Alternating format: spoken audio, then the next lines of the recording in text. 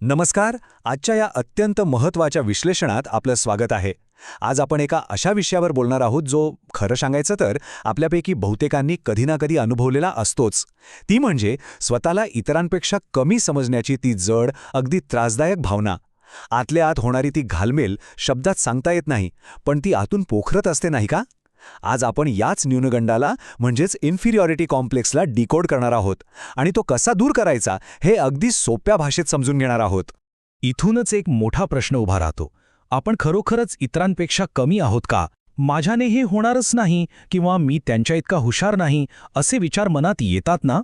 बरं, हे विचार फक्त एखाद्याच्याच मनात येतात असं नाही. समाजात वावरताना अनेक जण अगदी अशाच आत्मसंशयाचा सामना करत असतात. ही एक अतिशय सामान्य मानवी प्रवृत्ती आहे, त्यामुळे याबद्दल स्वतःला दोष देण्याची अजिबात गरज नाही.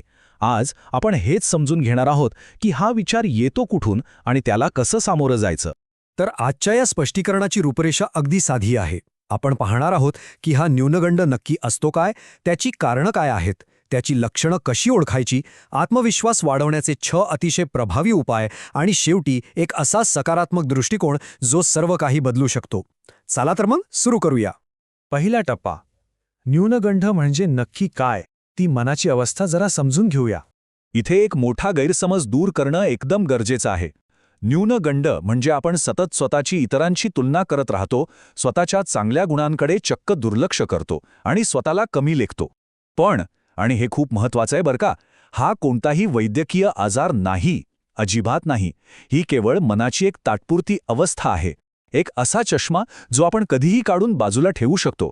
दुसरा टप्पा, आता साहजिकच असा प्रश्न पडतो की ही भावना मुळात येते कुठून, याची कारणं काय आहेत? बघा, याची मुख्य 4 कारणं आहेत. पहिलं म्हणजे सोशल मीडियाचा अवाढव्य प्रभाव. तिथे आपण फक्त लोकांचे परफेक्ट आणि यशस्वी क्षण पाहतो आणि नकळत स्वतःला कमी लेखू लागतो. दुसरं कारण बालपणातील अनुभव. लहानपणी कुणीतरी केलेली वारंवार टीका मनावर अगदी खोलवर कोरली जाते. तिसरं म्हणजे भूतकाळातील अपयश, ज्यामुळे पुन्हा उभा राहण्याचा आत्मविश्वासच उरत नाही. आणि चौथं, चुकीची नकारात्मक संगत. हे सगळे बाह्य घटक अगदी गुपचूप आपल्या मनात स्वतःबद्दलच्या अविश्वासाचं बीज पेरत असतात.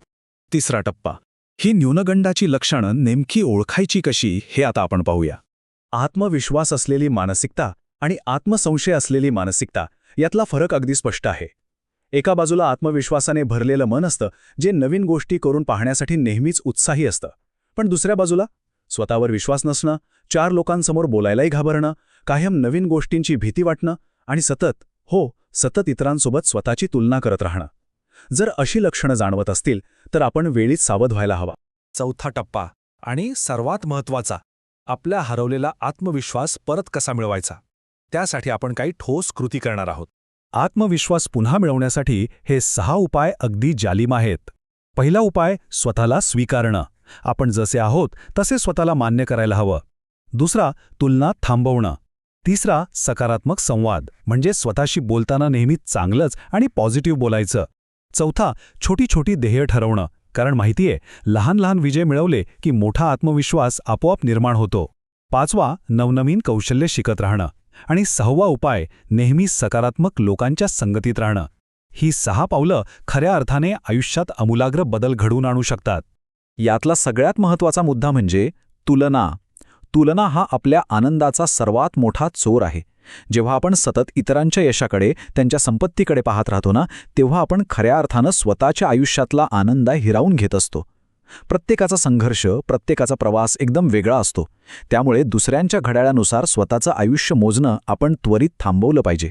स्वतःशी सकारात्मक संवाद साधण्यासाठी हा एक अत्यंत शक्तिशाली मंत्र आहे. मी सक्षम आहे. हा केवळ एक साधा विचार नाहीये. दररोज स्वतःला याची आठवण करून दिलीत तर विज्ञानानुसार आपल्या मेंदूची विचार करण्याची पद्धत खरोखरच सकारात्मकतेकडे बदलू लागते. यालाच न्यूरोप्लास्टिसिटी म्हणतात. आणि हा चमत्कार आपला आत्मविश्वास अक्षरशः मुळापासून वाढवतो. 5वा आणि शेवटचा टप्पा, आपले सकारात्मक विचार आणि आपलं भविष्य. हे एक अतिशय मूलभूत आणि ऊर्जा देणारं सत्य नेहमी लक्षात ठेवा. न्यूनगंड किंवा भूतकाळात अनुभवलेला कमीपणा आपलं भविष्य कधीच ठरवू शकत नाही. आपले विचार आपलं भविष्य ठरवतात.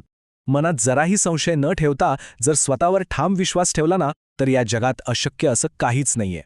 मूळ संदर्भामधून घेतलेला हा विचार अगदी हृदयावर कोरून ठेवण्यासारखा आहे. स्वतःला कमी समजणं हीच सर्वात मोठी चूक आहे. हे जग आपल्याबद्दल काय म्हणतं यापेक्षा आपण स्वतःकडे कसं पाहतो हे खूप जास्त महत्त्वाचं आहे. स्वतःच्या क्षमतेला कमी लेखणं म्हणजे स्वतःच्या हाताने स्वतःच्या प्रगतीचे दरवाजे बंद करण्यासारखं आहे. ही चूक आपण आता टाळलीच पाहिजे. या सगळ्या सखोल चर्चेनंतर आपण सर्वांनी स्वतःला एक प्रश्न नक्कीच विचारला पाहिजे. जर आपले विचार खरोखरच आपलं भविष्य ठरवत असतील तर आजपासून आपण कोणता नवीन शक्तिशाली विचार जाणीवपूर्वक स्वीकारणार आहोत. तो विचार स्वतःला कमी लेखण्याचा तर नक्कीच नसेल, बरोबर? हाच प्रश्न मला ठेवून स्वतःच्या सुधारणेच्या या प्रवासाला सुरुवात करा. आजचं हे विश्लेषण नक्कीच फायदेशीर ठरलं असेल अशी मला खात्री आहे. पुन्हा भेटूया अशाच एका नव्या आणि रंजक विश्लेषणासोबत.